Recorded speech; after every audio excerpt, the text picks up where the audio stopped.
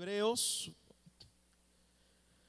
y hoy vamos a terminar el capítulo 6 de la carta a los Hebreos. Hebreos capítulo 6, y vamos a estar leyendo hoy los versículos del Hebreos 6,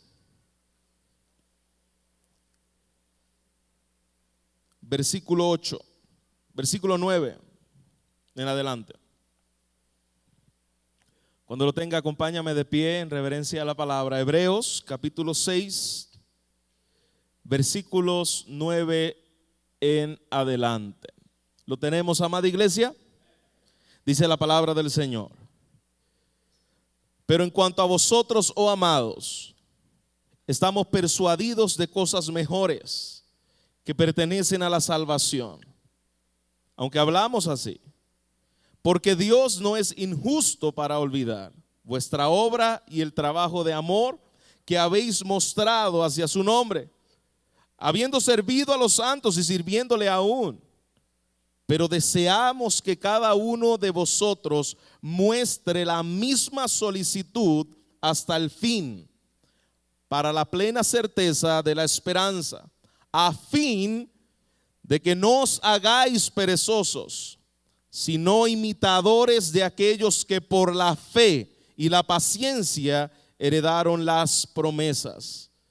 Porque cuando Dios hizo la promesa a Abraham, no pudiendo jurar por uno mayor, juró por sí mismo, diciendo: de cierto te bendeciré con abundancia y te multiplicaré grandemente.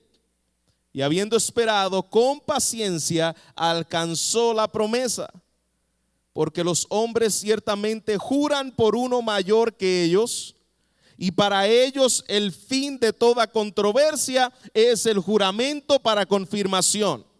Por lo cual, queriendo Dios mostrar más abundantemente a los herederos de la promesa la inmutabilidad de su consejo, interpuso juramento, para que por dos cosas inmutables, en las cuales es imposible que Dios mienta, tengamos un fortísimo consuelo los que hemos acudido para asirnos de la esperanza puesta delante de nosotros, la cual tenemos como segura y firme ancla del alma, y que penetra hasta dentro del velo, donde Jesús entró por nosotros como precursor, hecho sumo sacerdote para siempre, según el orden de Melquisedec.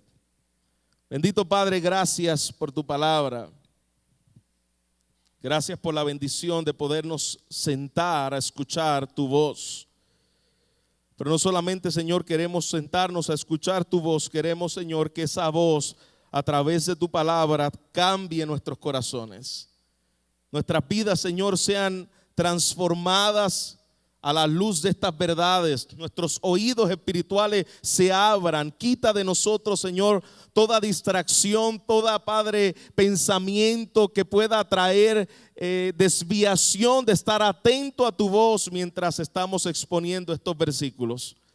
Oramos, Señor, que el poder de tu Espíritu a través de tu palabra, palabra que trae vida de entre los muertos, nos hable en esta tarde, Señor. Confiamos en tu poder, en tu Espíritu, en nuestras vidas. Exalta a Cristo una vez más, para la gloria de tu Hijo. Amén. Puede tomar asiento, iglesia.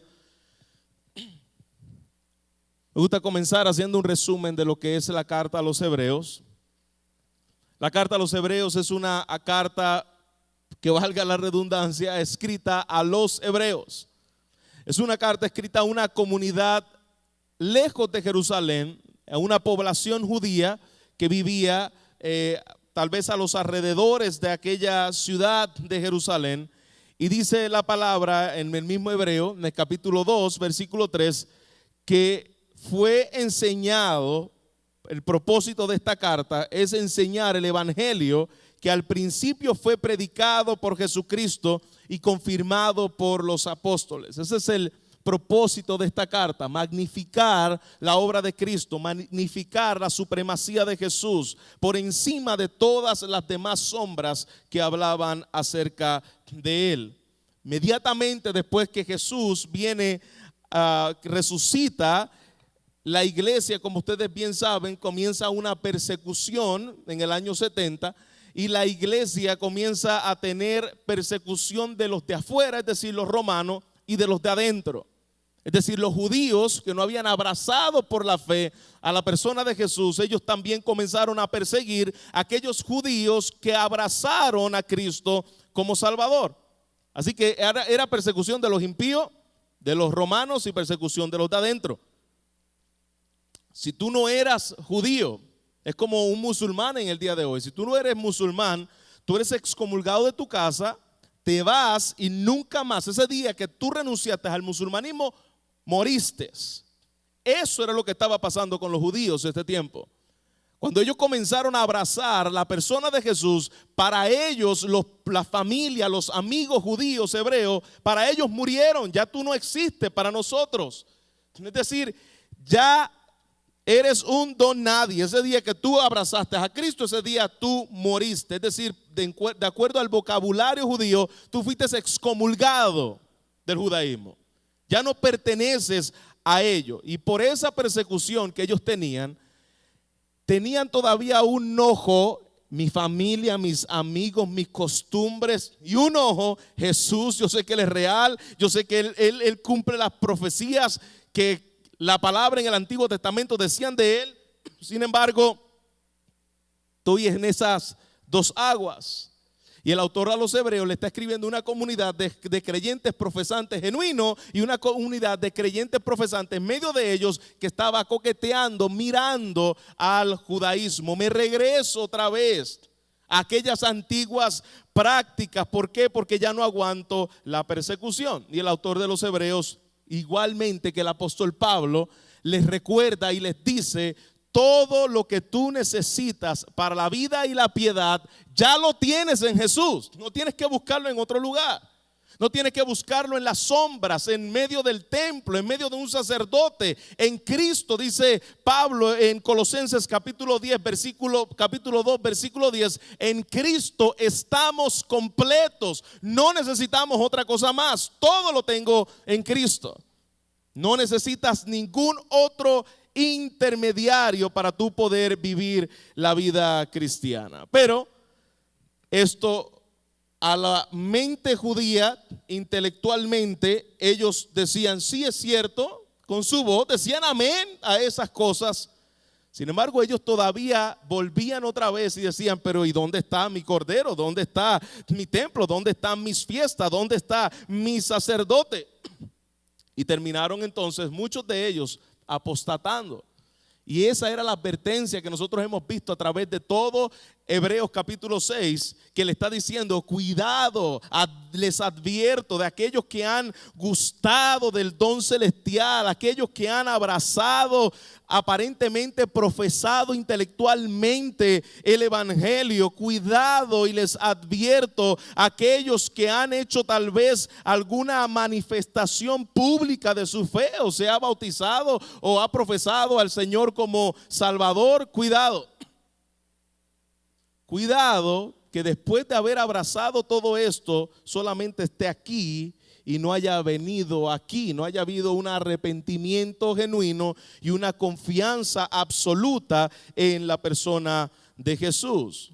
Y cuando él comienza a hablar en Hebreos capítulo 5, si usted recuerda los sermones pasados, él comienza a mostrarles precisamente eso. Mira a Jesús, Él es el gran sumo sacerdote. ¿Usted se acuerda? Donde estuvimos viendo a Jesús como el gran sumo sacerdote, no de acuerdo al linaje de Aarón, sino de acuerdo al linaje de ¿quién? De Melquisedec. ¿Por qué Jesús no podía venir del linaje de Aarón? Porque el linaje de Aarón tenía principio y el linaje de Aarón tenía fin. El linaje de Melquisedec como sacerdote, que fue el primero en revelarse antes que existiera el orden sacerdotal, no tenía ni principio. Nadie sabe de dónde vino Melquisedec y nadie sabe a dónde fue Melquisedec.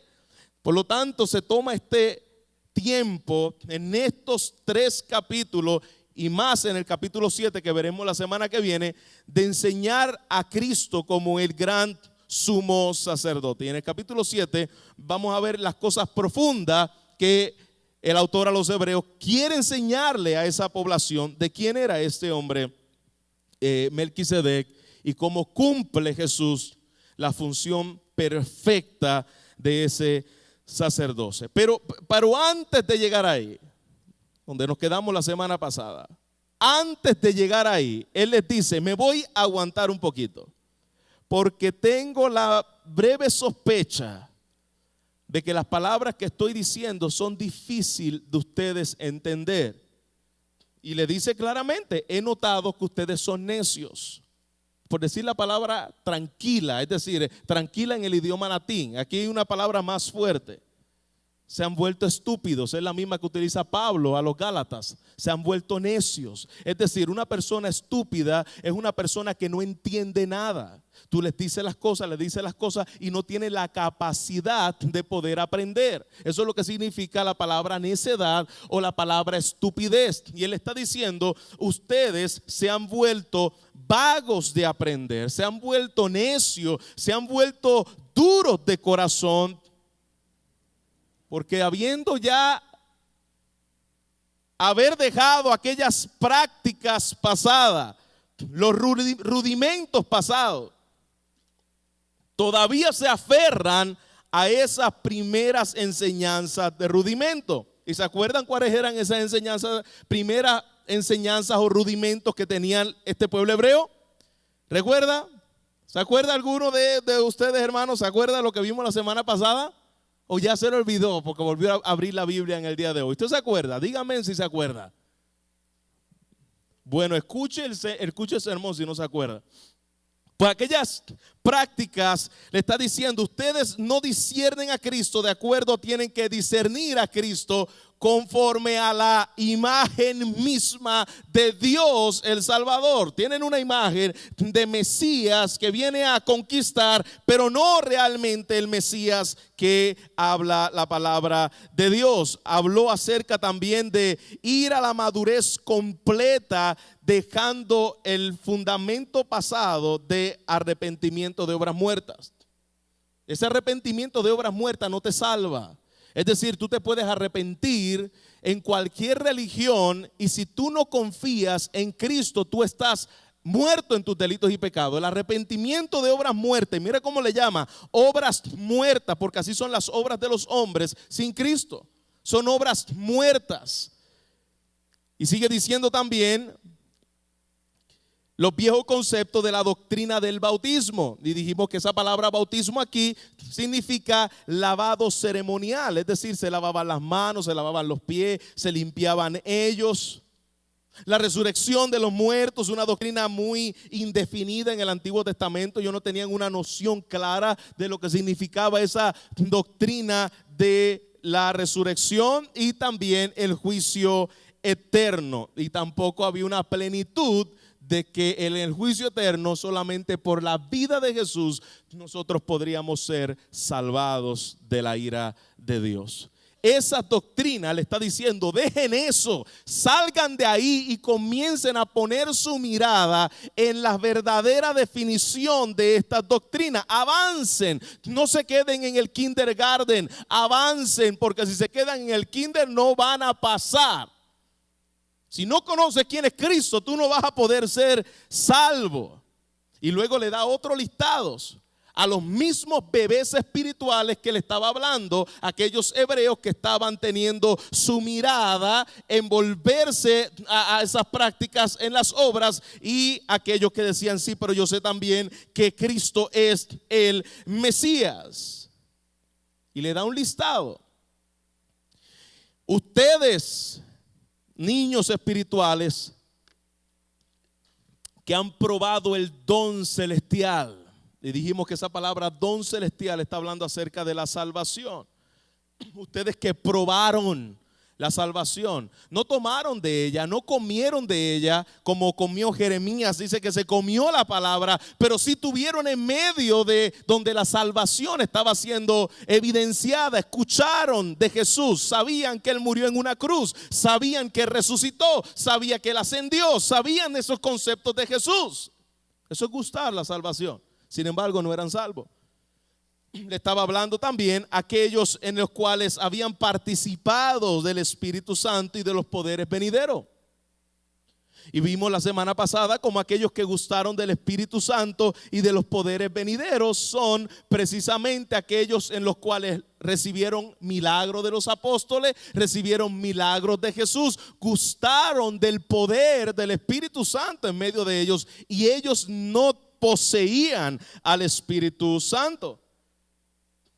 Sigue hablando en medio de esta lista y dice: aquellos que han tenido todo esto, han participado de la palabra, del Espíritu, de la salvación, si ustedes caen, la palabra que utilice, al recaer, ya no queda más arrepentimiento para ellos. Es decir, una persona con este conocimiento que ya tiene de Jesús, si cae, ya no queda más arrepentimiento, ya no hay más que te pueda enseñar, ya todo lo que necesitas saber de Jesús lo tiene. Si caes en esta condición, tú estás en una grave situación. Y termina diciendo una ilustración, que fue donde nos quedamos la semana pasada, que es lo mismo que Jesús habló acerca de la blasfemia del Espíritu. Aquellos que rechazan abiertamente la obra de Cristo y se las atribuyen a otra cosa. En el caso de Jesús era a los demonios, a Belcebú. Y termina con una ilustración hablando de los bendecidos y de los maldecidos. Y la ilustración es cuando el agua cae. Dice: el agua da fruto cumpliendo su propósito en aquellos que tienen buen terreno, o en aquellos que cae la palabra en buen terreno. Y si no produce fruto, que era el agua que cayó entre espinos y cardos, ¿qué sucede con esa persona? Es una evidencia, esta ilustración es una evidencia de qué tipo de árboles eres.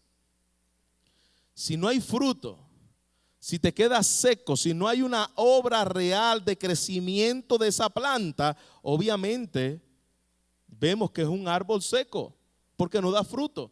Y la ilustración que termina diciendo es precisamente eso: cuando la palabra es enviada y hay un fruto, hay una evidencia que realmente Dios está obrando ahí. Cuando la palabra es enviada, la misma palabra que trae fruto es la misma palabra que cuando es enviada no produce fruto, evidencia que somos tipos de árboles muertos y secos. Su naturaleza evidencia que no da fruto. El que no da fruto es porque vemos la naturaleza del árbol, es decir, el árbol está muerto. Si tuvo una persona que no da frutos espirituales, no es una persona que se descarrió del cristianismo, no es una persona que necesita un impulso, no es una persona que necesita la salvación. ¿Por qué? Porque si tú eres salvo, tú estás dando frutos, no todos al mismo tiempo, pero unos están dando al 30, otros están dando al 70, otros están dando al 100 por uno, pero hay fruto de justicia.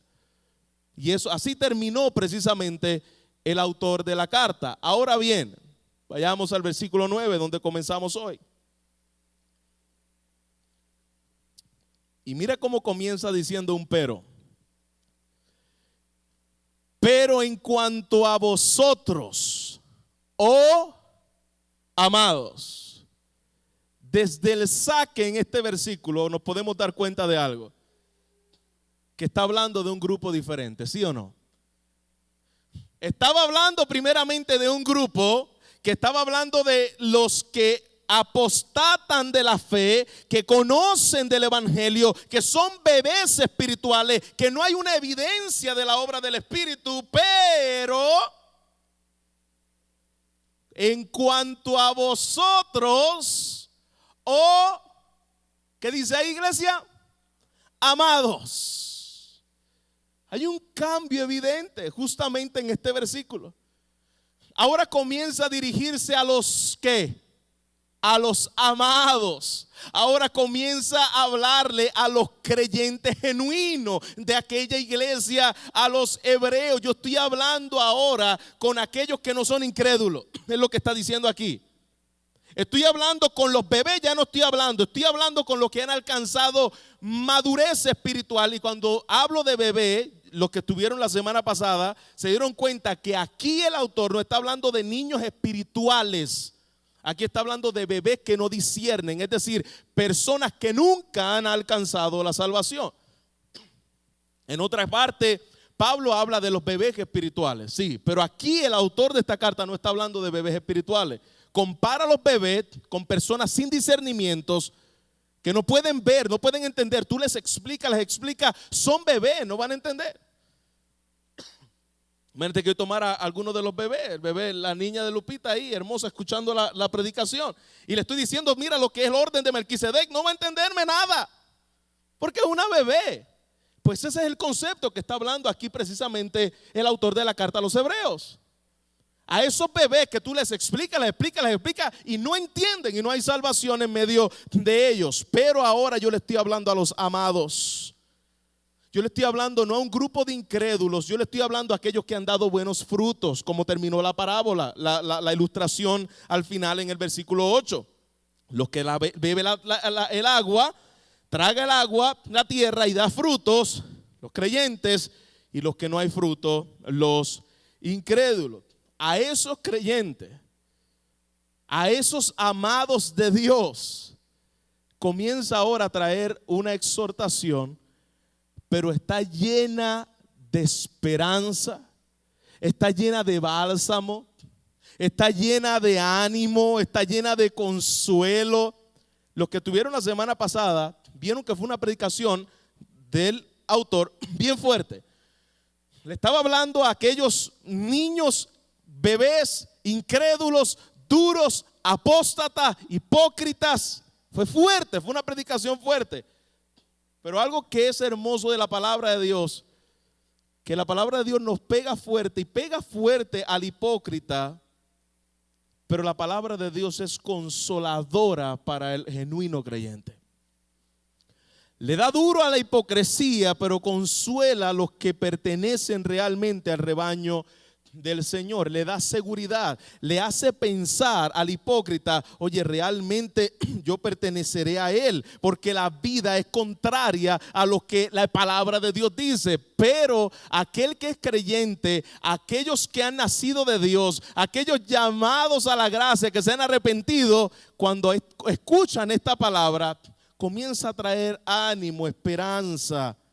Y mira, dice, en cuanto a ustedes, amados, estamos persuadidos de mejores cosas. ¿Y qué mejores cosas que estaba persuadido?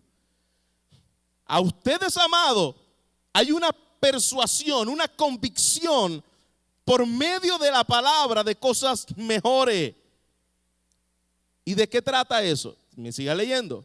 Que pertenece a la salvación, aunque hablamos así. Es decir, aunque hablamos como les hablé, los versículos que acabamos de terminar, que les dije, aquellos que han gustado el don celestial, aquellos que han sido partícipes del Espíritu, si cae, no hay arrepentimiento, no hay esperanza para ti. Aunque hablé así a ustedes, oh amados, yo tengo persuasión, estamos persuadidos de que hay mejores cosas que pertenecen a la salvación. Ustedes que han creído no deben estar pensando que están en ese grupo, en las cosas anteriores que hablamos, que acompañan a la salvación. Ahora la pregunta es, ¿cuáles son esas cosas que acompañan a la salvación? Que tenían toda la información, pero ellos no se salvaron. Estos tenían toda la información, pero esa palabra había hecho un efecto en su vida. Y vamos a ver esas mejores cosas que pertenecen a la salvación, que estaba persuadido el autor de los Hebreos que sí las tenían, sin embargo ellos no las tenían.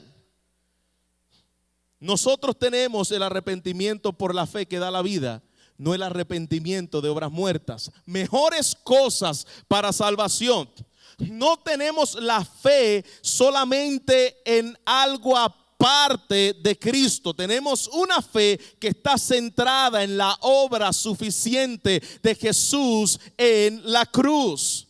Tenemos una religión ceremonial que no está en base a las cosas que yo hago o dejo de hacer. Mi base, en mi fundamento de limpieza, está en una regeneración interna por el Espíritu Santo. Iglesia a los hebreos, iglesia roca de los siglos, estamos persuadidos de mejores cosas. Estamos persuadidos de una obra que está completa y terminada en la persona de Jesús. Estamos persuadidos de una mejor resurrección, porque Él dijo: yo soy la resurrección y la vida. Estamos persuadidos de una mejor evidencia del juicio eterno, donde seré declarado justo por medio de la fe, porque soy hecho una nueva criatura en Cristo. Hemos sido iluminados por Él. Tenemos una nueva creación.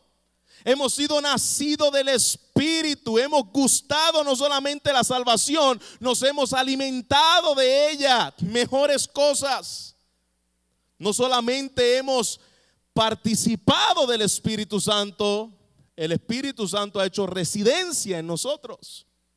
Mejores cosas.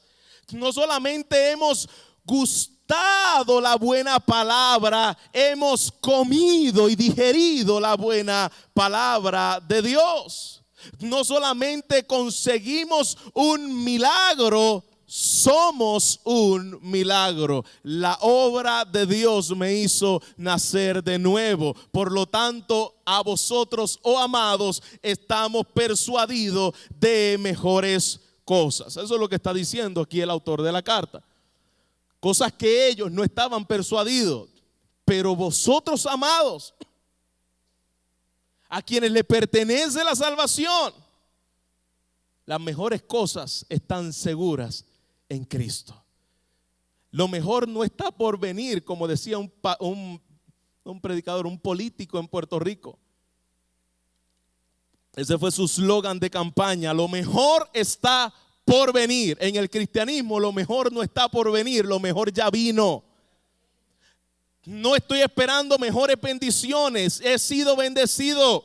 No estoy esperando ser santo, he sido santificado por medio de la fe en Jesucristo. No estoy esperando tener vida eterna, ya la tengo en Jesús. La vida eterna no comienza cuando tú te mueres. La vida eterna comenzó en el día en que Dios te salvó. Él me ha dado vida eterna. Esas son las mejores cosas que estaba persuadido el autor de los Hebreos, pero le está escribiendo una comunidad, que dentro de esa comunidad había trigo y había cizaña, como habló Jesús en Mateo capítulo 13.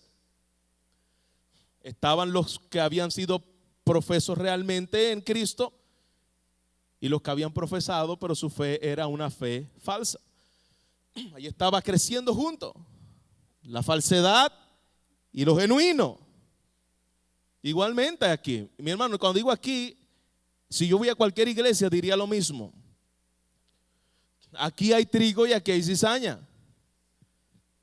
Hay personas que yo puedo ver a simple vista y decir: mira, esta persona me parece que es trigo, se comporta como trigo, habla como trigo. Solo que todavía yo no veo que hay fruto, pero se parece a un trigo. Eso está en una iglesia reciente, en algún lugar, para no dar detalles, y uno de los líderes que por años sirvió en esa iglesia, que cuando íbamos nos servía, nos llevaba a los lugares donde íbamos a predicar. Cuando yo volví a esa iglesia, esa persona no estaba ahí. Y pregunté por ella: ¿dónde está esta persona que es líder en la iglesia? Un hombre que iba a cuanta conferencia había. Y me dice: no, esa persona ya no está en medio de nosotros. ¿Qué pasó con este hermano? Hubo un escándalo, y para no hacerle el cuento largo, al final terminó amenazando al pastor de esa iglesia de muerte y a algunos miembros. Literal. Dice, ¿qué pasó ahí? Parecía trigo, parecía haber profesado a Jesús como Señor, y probablemente aquí hayan personas que son trigo y hayan personas que son cizaña, y hay gente que tal vez parezca trigo y no son trigo, y hay gente que tal vez parezca cizaña y tal vez sean trigo, pero así lo había en el tiempo de los hebreos, así lo hay en el día de hoy en medio de la iglesia. Mire cómo sigue diciendo el autor: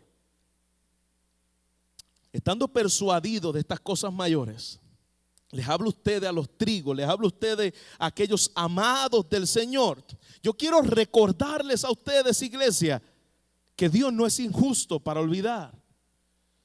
Ustedes que se han mantenido firmes, que han creído, que no han dado su brazo a torcer, a irse otra vez en pos de esas prácticas judías. Ustedes que se han mantenido firmes mirando a aquel que había sido prometido y que hoy intercede por ti. A ustedes yo quiero decirte, Dios no es injusto para olvidar vuestra obra. Y me llamó la atención esa palabra.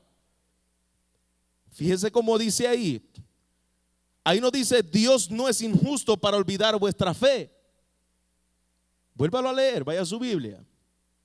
Dios no es injusto para olvidar vuestra ¿qué? Vuestra obra.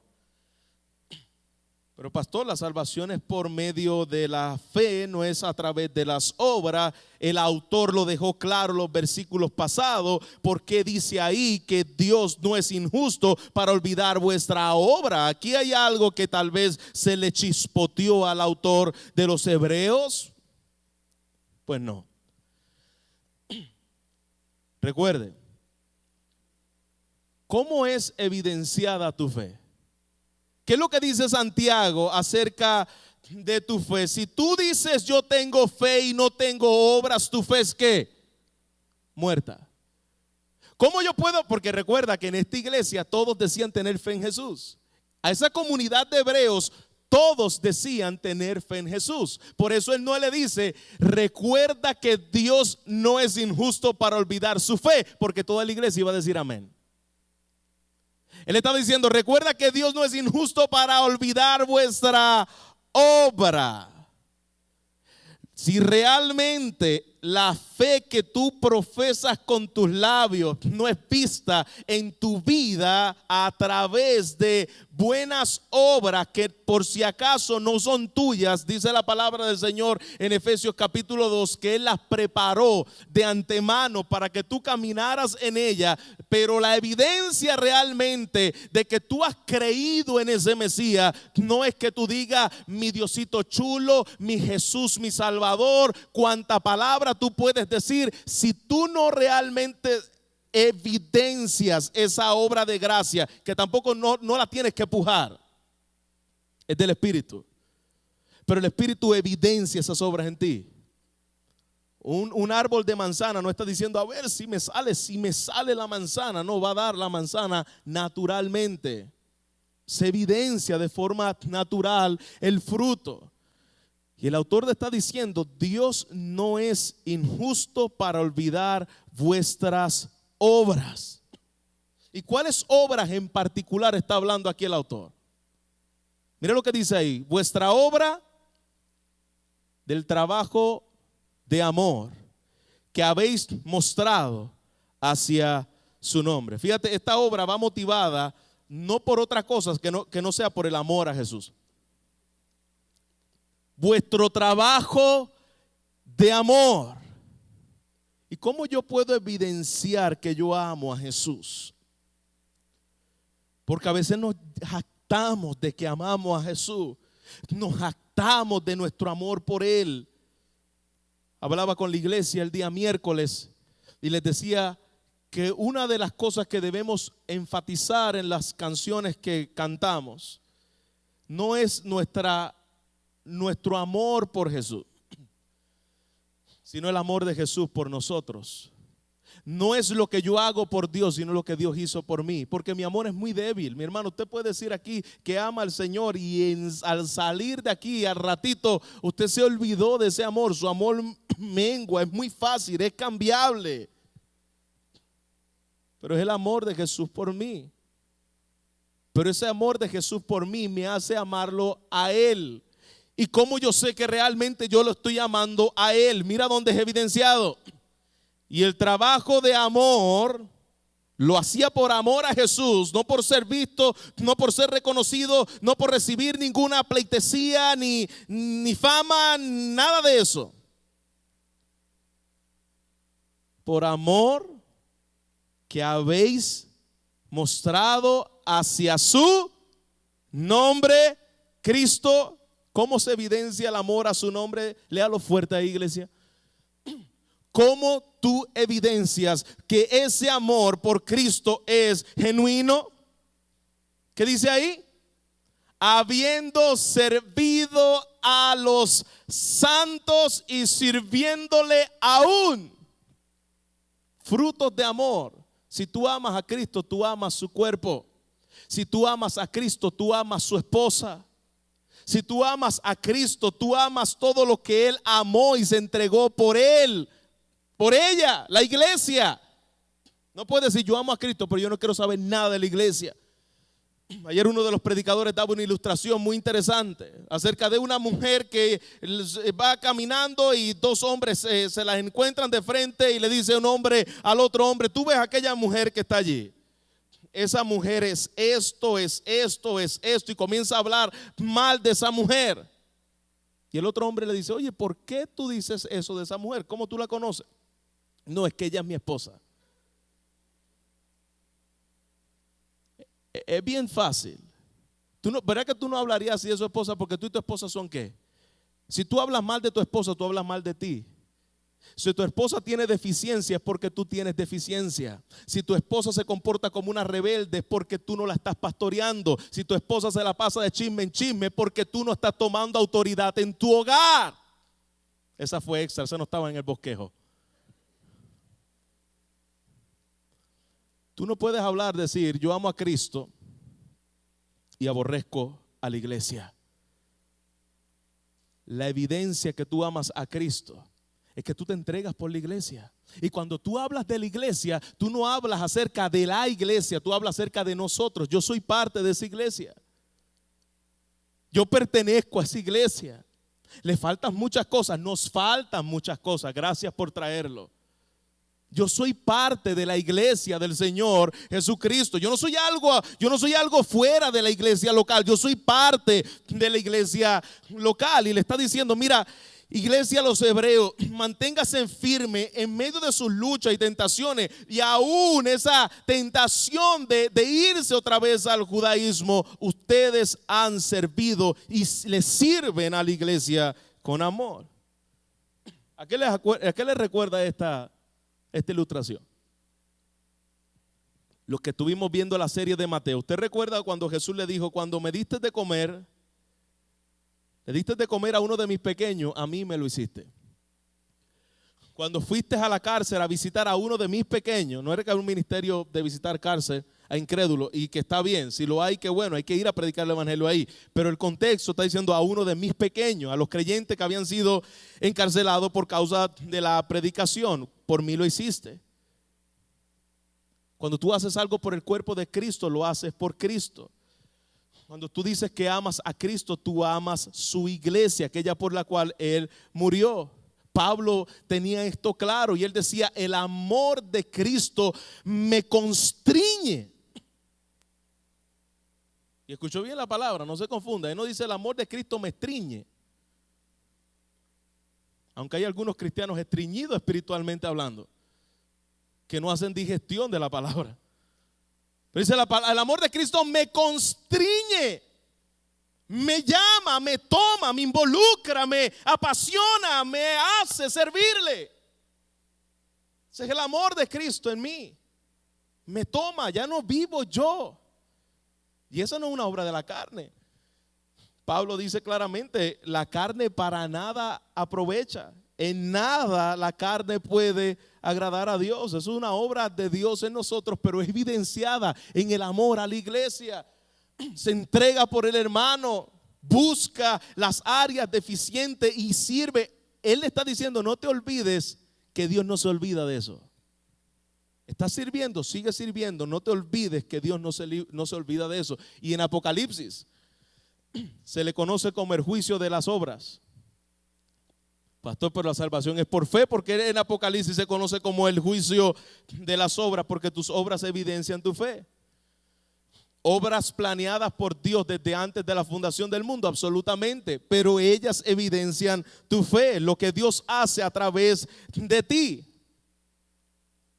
Te vuelvo a recordar, Dios no es injusto para olvidar. Qué poderoso esto. A pesar de lo que podía estar pasando a esta iglesia, les dice, mira, Dios no se va a olvidar. Tal vez allá había gente con desánimo. Como aquí puede haber gente con desánimo. Desanimados espiritualmente, probable. Y le está diciendo, mira, Dios no es poderoso para olvidar. Vale la pena servir y amar al cuerpo de Cristo.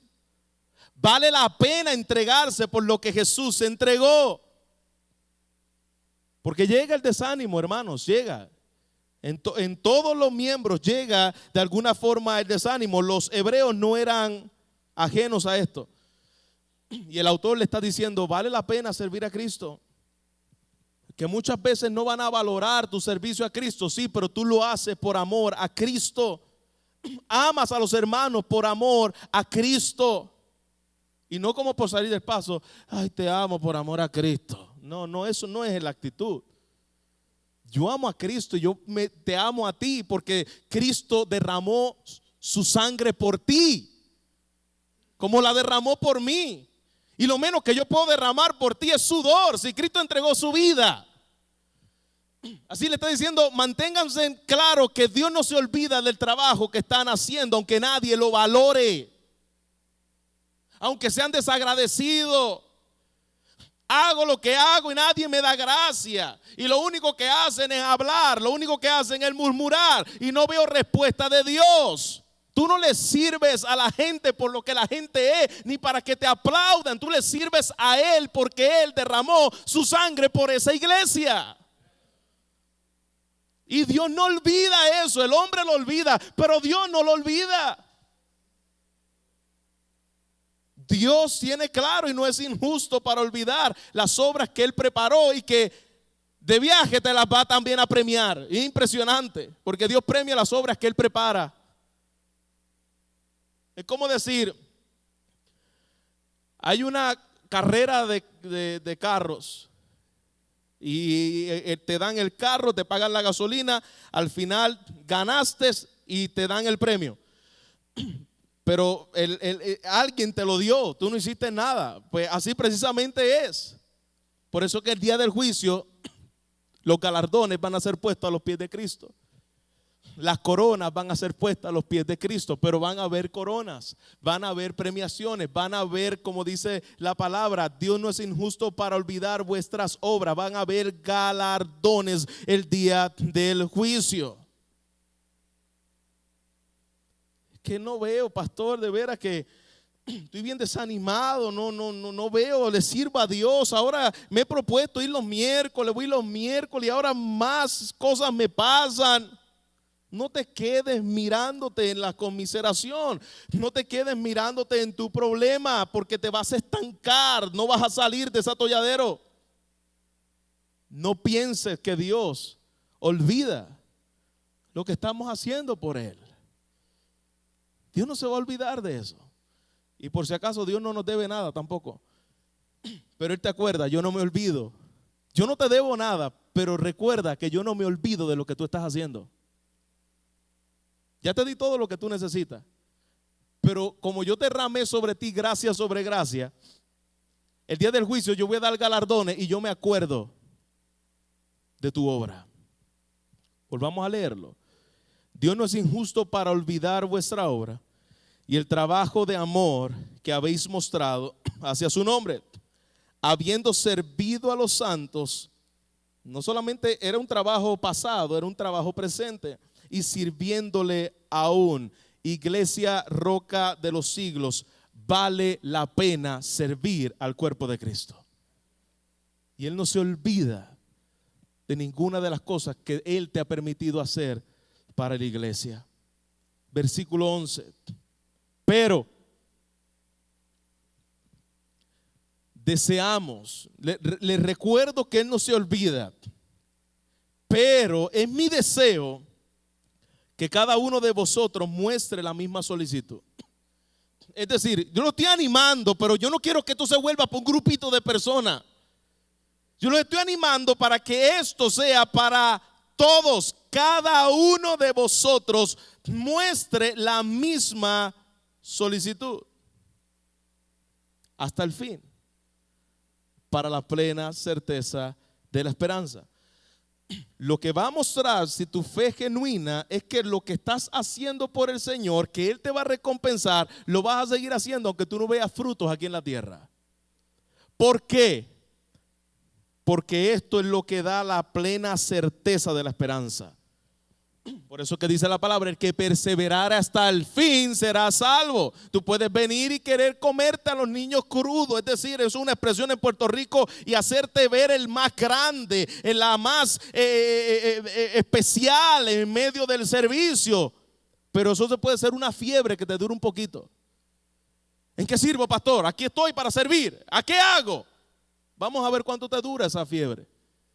Lo que va a evidenciar si realmente eso es una obra del Espíritu o lo estás haciendo para que te reconozcan, es que Dios soberanamente, Él va a permitir que muchas veces a ti no te digan nada por eso. Que al contrario. Porque si viene el desánimo por eso, entonces las motivaciones por las cuales lo estás haciendo en la iglesia no es por amor a Cristo, como dice el texto. Es por amor a ti mismo. Para que tú seas visto, para que los otros digan de ti, para que vean tus talentos, para que vean lo especial que tú eres. Eso no es por amor a Cristo. Eso es por amor a tu ego, por amor a tu nombre, pero ahí dice que era por amor al nombre de Él. Así que Él dice, yo deseo que cada uno de vosotros muestre la misma solicitud, que se mantengan haciendo lo que están haciendo por amor a Cristo, con la certeza, para que tengan esa certeza de esa esperanza venidera. Van a seguir haciéndolo, van a avanzar en esto. ¿Con qué fin? ¿Con qué fin, autor de los Hebreos? ¿Con qué fin, Espíritu Santo de Dios inspirado a este hombre? A fin de que no seas haragán, es lo que dice la palabra. A fin de que no seas perezoso, a fin de que no seas vago, a fin de que no te apagues, porque es bien fácil volverse haragán en medio de la iglesia. El fin de eso, el fin de que tú entiendas que Él no se olvida, el fin de que tú te mantengas amando a su cuerpo, es que tú no te vuelvas un perezoso en la iglesia. No te quedes en ese desánimo. No te quedes en esa comodidad, porque te vas a quedar en la flojera, como dice el buen mexicano. Yo no sé si es una palabra mala o una palabra buena. Creo que no es, porque he escuchado a algunos de ustedes decirla. Mejor no la voy a decir por si acaso. Flojera. No se quede en esa flojera. Ay, pastor, ¿por qué no viniste el miércoles? Ay, es que tenía flojera. Ok. Es que no sentía venir, pastor, no sentía venir. Entonces, ¿el justo se mueve por la flojera o la no flojera? El justo se mueve por lo sentir, lo que tú sientas. Iglesia, la vida cristiana, el amor por el Señor, el servicio en la iglesia, el compromiso en la iglesia, no se trata en cómo tú te sientas. Eso no es lo que importa, es cómo yo voy a responder a mi responsabilidad delante de Dios. Él es digno aunque tenga flojera, Él es digno aunque no sienta venir a la iglesia, Él es digno aunque no tenga ganas. Como creyente no te muevas por lo sentir, porque te vas a quedar en tu casa todos los miércoles, todos los viernes, todos los días de servicio. Te vas a volver un flojo espiritual. No lo dice el pastor Luis Soto, lo dice la Biblia. Perezoso espiritualmente. El fin es que no te quedes ahí. Te voy a hacer una pregunta personal, no me la conteste, pero habla contigo mismo y pregúntate a ti mismo, ¿por qué no viniste el día miércoles?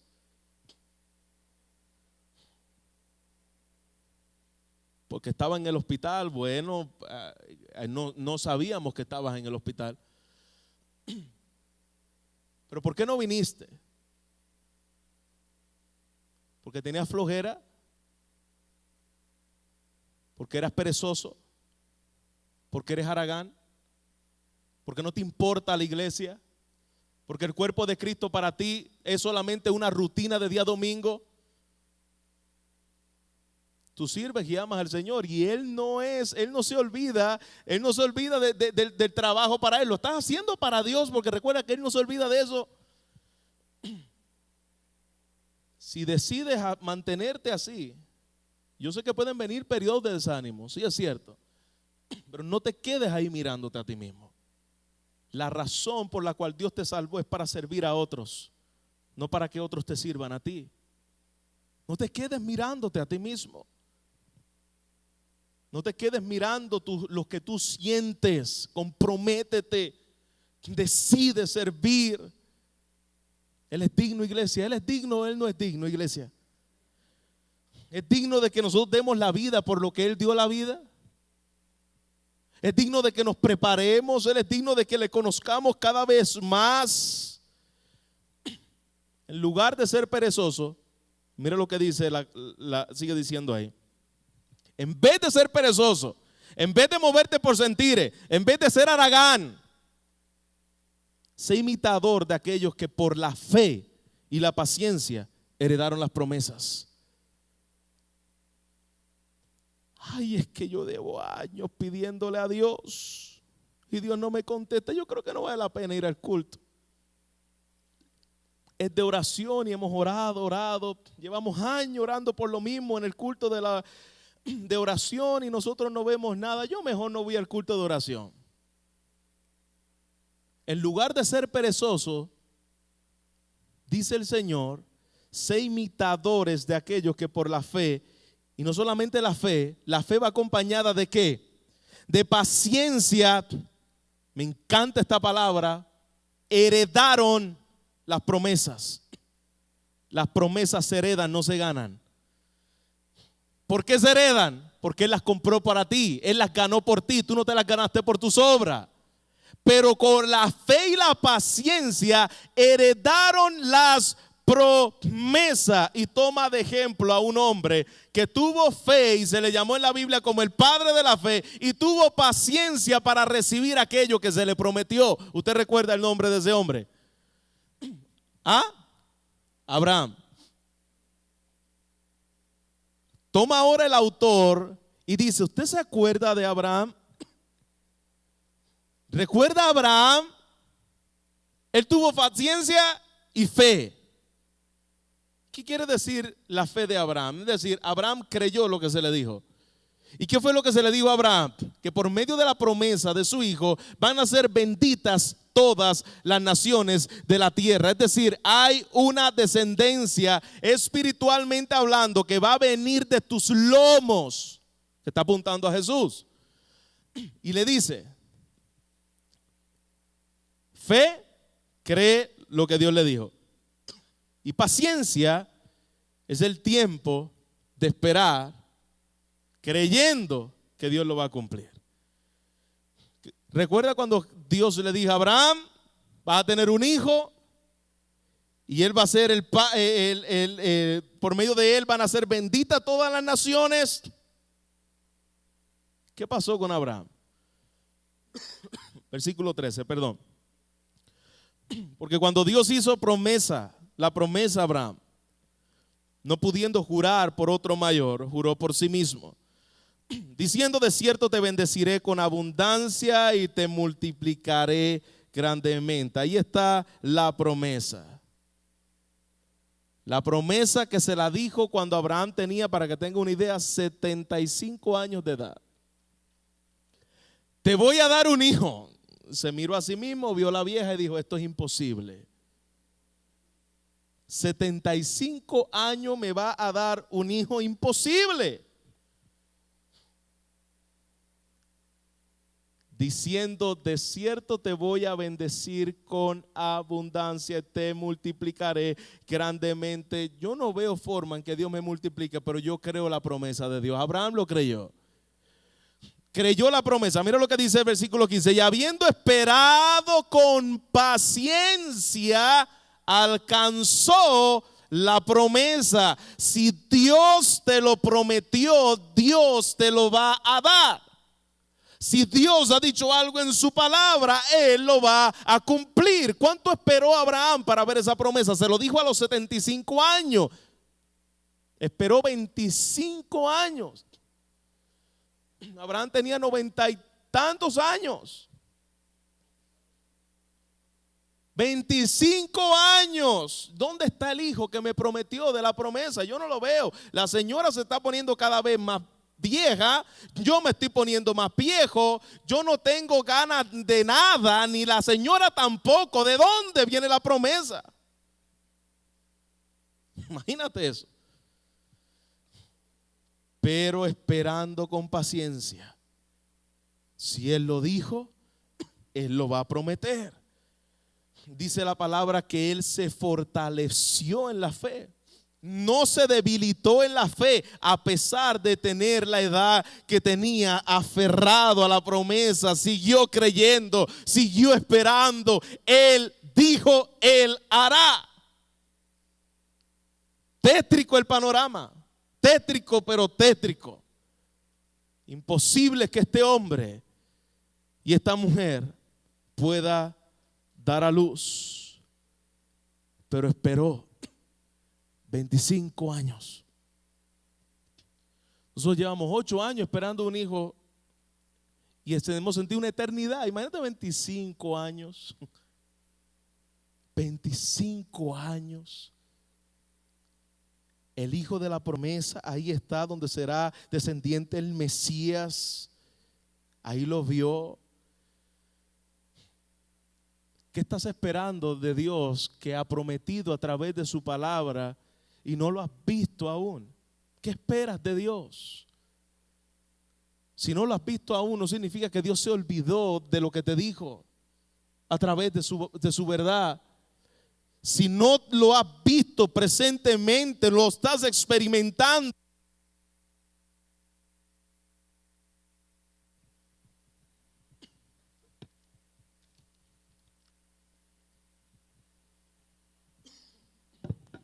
Cuidado de lo que Él ha prometido. Por tétrico que sea el panorama, por imposible que sea el panorama, fortalécete en la fe. Yo no estoy diciendo que Dios va a cumplir todos tus caprichos. Yo no estoy diciendo que Dios va a cumplir todo lo que tú quieres. Yo te estoy diciendo lo que el autor de los Hebreos está diciendo. Él cumple sus promesas. ¿Qué promesas, pastor, en la Biblia yo puedo ver o tal vez me ha prometido? Podemos ver varias de esas promesas. Dice la palabra en el versículo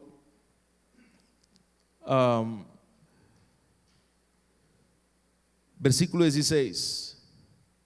Vamos a ver varias de esas promesas ya mismo. Versículo 16. Porque los hombres ciertamente juran por uno mayor que ellos, y para ellos el fin de toda controversia es el juramento y la confirmación. Abraham no le creyó porque le creyó a los hombres. No, Abraham no le creía a los hombres tampoco. Él le creyó a Dios porque Dios no es como los hombres. Dios cumple lo que promete, el hombre no. Puede ser el hombre más santo que usted quiera, siempre algo que cumple no lo promete.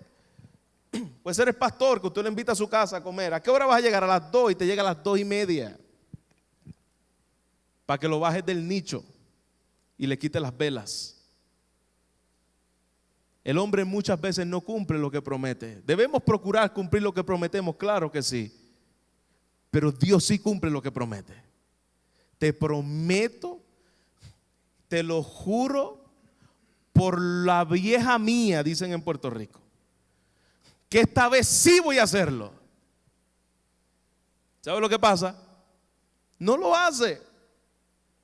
Te prometo que esta vez no dejaré las medias debajo de la cama, te lo prometo. ¿Sabes lo que pasa? Pasa la semana y vuelve a dejar las medias en el mismo lugar. El hombre falla, pero Dios cumple sus promesas. Él es verdadero, Él es certero a lo que Él ha prometido. Los hombres ciertamente, dice el autor, siempre juran por uno mayor que ellos.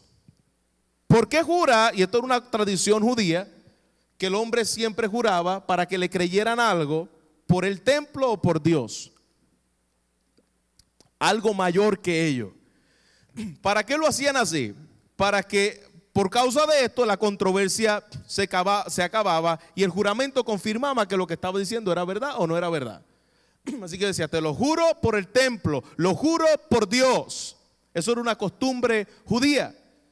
Eso es lo que está diciendo ahí el versículo 16. ¿Por qué el hombre tiene que hacer estas cosas? Porque el hombre es mentiroso. ¿Por qué existían los juramentos en el antiguo pacto? Porque el hombre es mentiroso. Y la forma en que se arreglaba un pleito era a través de juramento. Es lo mismo que sucede en el día de hoy. Cuando usted va a una corte, a usted le ponen una Biblia y usted dice, juro decir la verdad, nada más que la verdad y toda la verdad. ¿Por qué? Porque el hombre es mentiroso. El hombre es fácil de decir cualquier mentira. Y él está diciendo, los hombres hacen esto en medio de su forma práctica o cultural de llevar a cabo alguna acción determinada. Y eso es muy común. El hombre siempre jura por algo mayor. Y eso lo vemos en el día de hoy. Tú nunca has escuchado a nadie diciendo, te lo juro por mi perrito que eso es así. ¿Verdad que no? ¿Por qué nunca juran por el perrito? O te lo juro ¿por quién? Por mi pajarito que tengo allí en la jaula, que eso es así. Nadie jura ni por el pajarito ni por el perro. ¿Por quién jura? Te lo juro por mi madre, te lo juro por mi vieja, te lo juro por mi abuela, que los huesos están en tal lugar. Y juran por cosas que aman o valoran. Ahora, ¿eso está bien, pastor? Obviamente eso no está bien, porque Jesús cuando vino aquí dijo, no juréis que vuestro sí sea sí y vuestro no sea no. Es decir, el juramento existe por causa de lo pecaminoso que eres. Cada vez que tú dices, te lo juro por esto, tú estás dando evidencia de que tú eres un embustero. Es decir, ya tú has dicho mentiras y por lo tanto ahora la forma en que tú te ganas la reputación moral de otro es teniendo que jurar.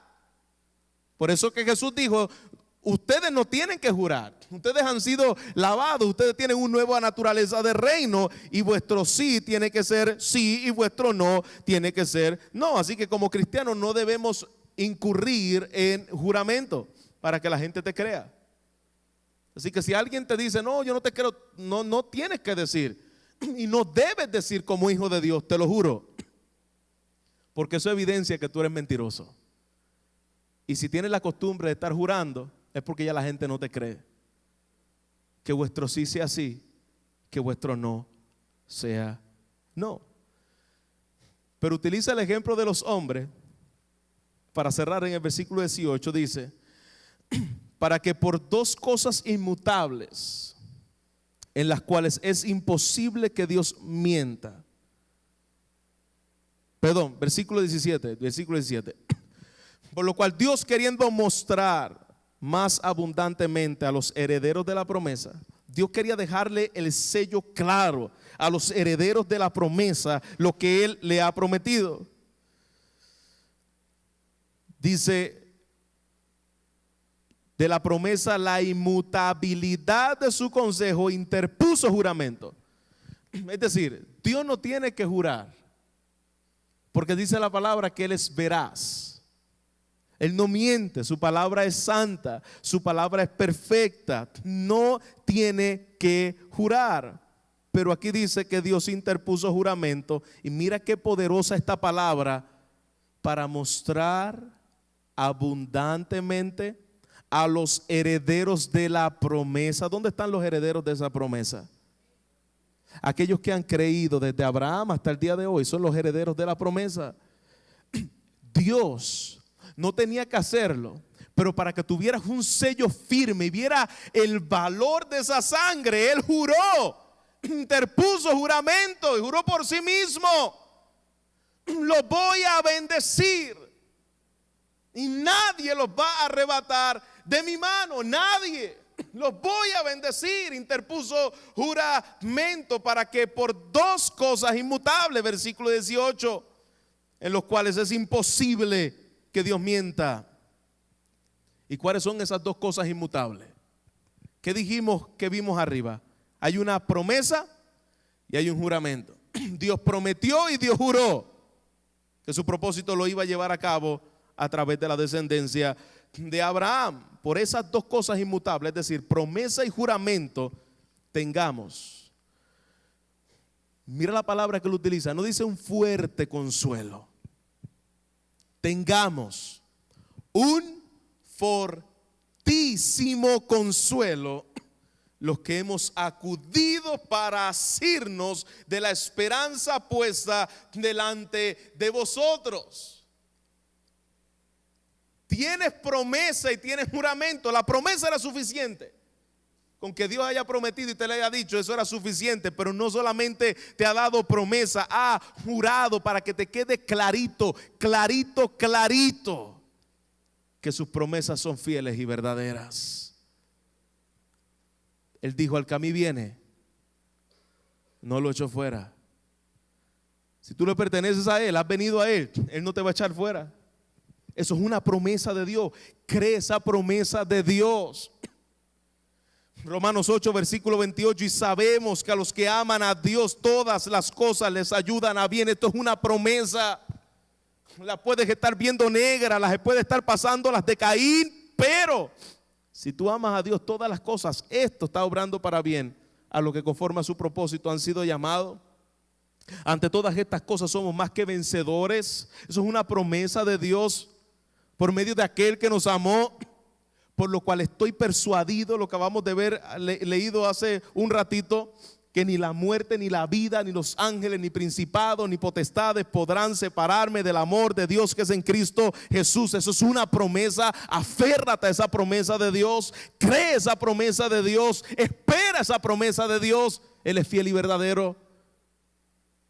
Filipenses capítulo 1 versículo 6, estando persuadido de esto, que el que comenzó la buena obra en vosotros la perfeccionará hasta el día de Cristo. Eso es una promesa. Aunque veas el desastre en ti, aunque veas los pecados en ti, aunque veas tu debilidad, aunque veas tu deficiencia, Él comenzó una buena obra en ti, Él la va a perfeccionar. Aférrate a esa promesa, iglesia. Mira a Abraham cómo se aferró y esperó.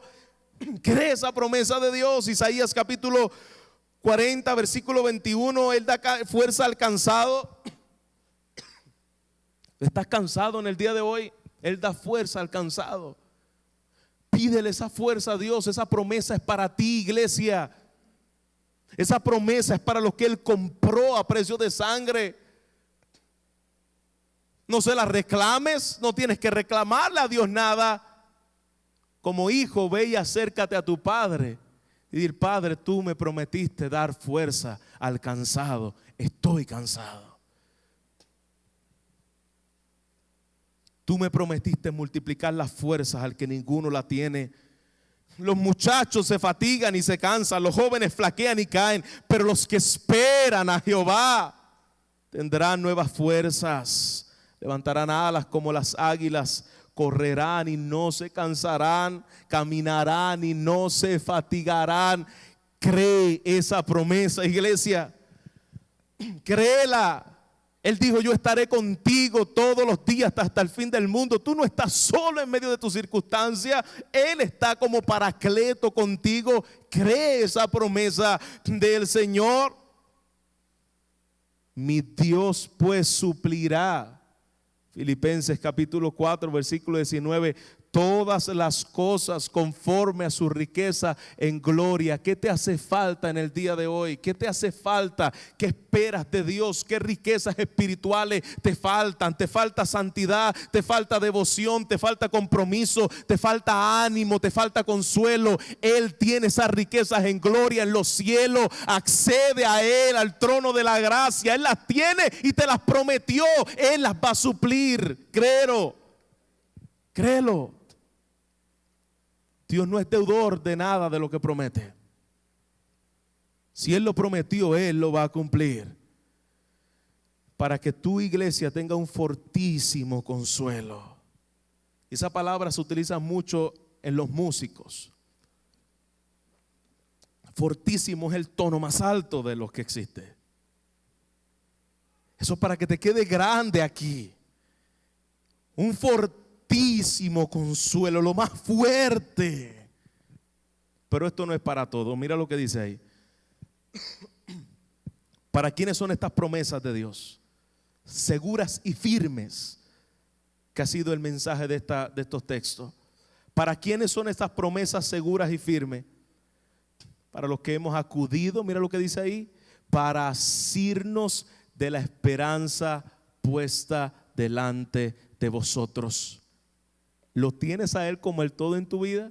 De Él tú te agarras y dices: Señor, espero en ti, no me suelte, espero en ti con mis debilidades y mis temores y mis pecados, espero en ti y en esa esperanza gloriosa en Cristo Jesús.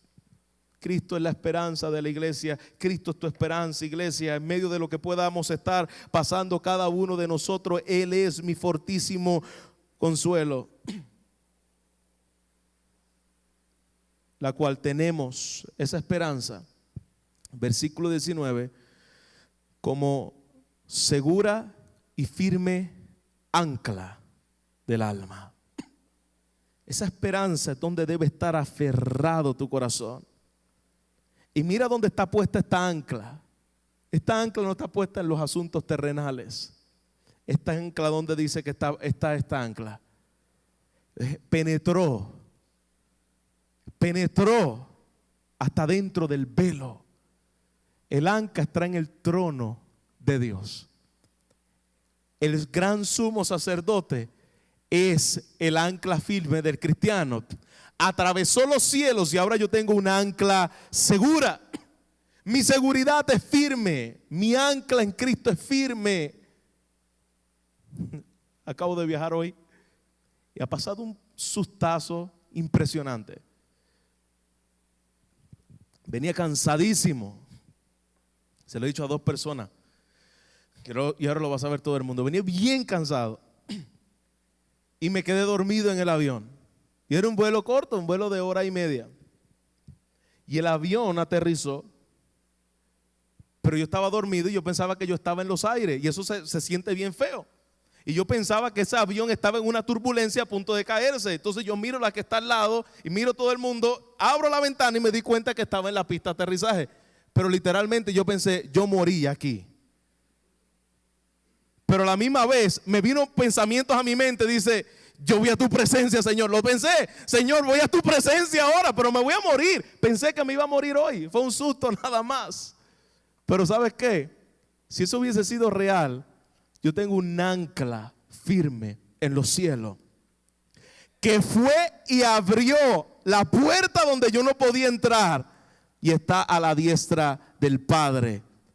Mi barco no se mueve porque está firme en el ancla que es Cristo. ¿Va a bramar el mar? Sí. ¿Va a estremecer el barco? Sí. ¿Puede sacudir al barco? Sí.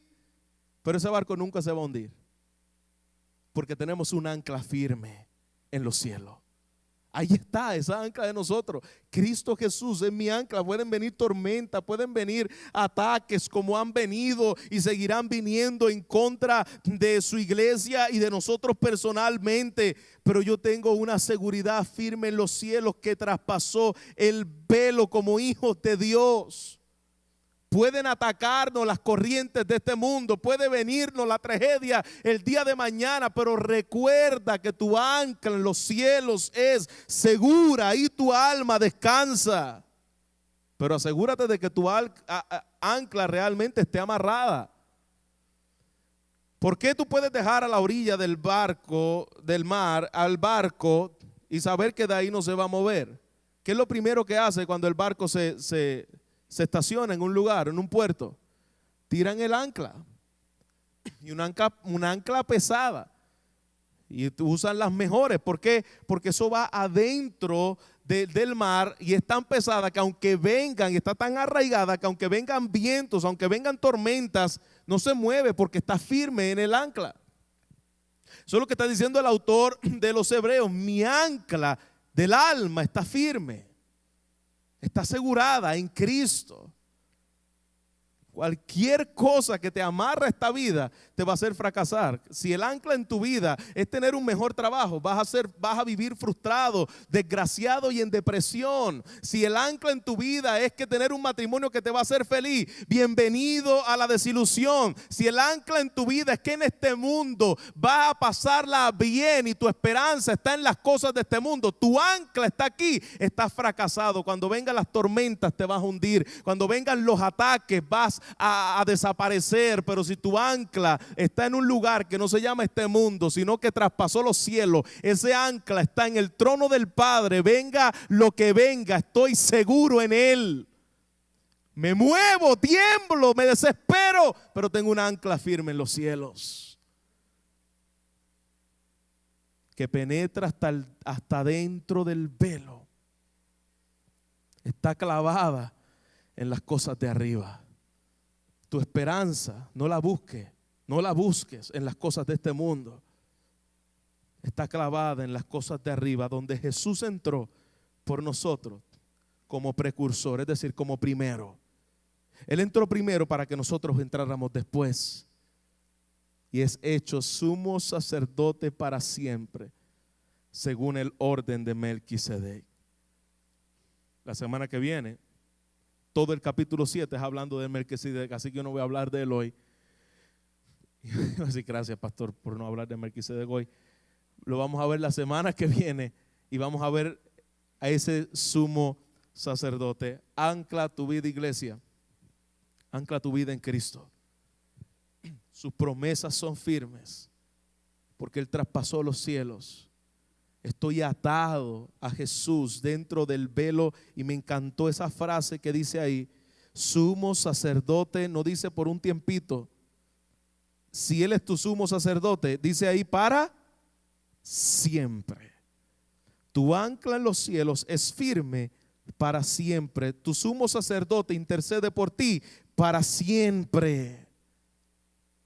Estamos dentro del velo, seguro, con un ancla firme. Tengo propósito, tengo promesa, tengo la seguridad de lo que Él ha prometido. Me lo va a dar en Cristo, el sacerdote de nuestras almas. Él no pierde nada de lo que es suyo, nada de lo que es suyo. No te va a perder a ti. Si le perteneces a Él, esa es la esperanza. Él no se olvida y no te va a perder a ti. Amén, iglesia. Vamos a orar, póngase de pie. Vamos a darle gracias a Dios por su palabra.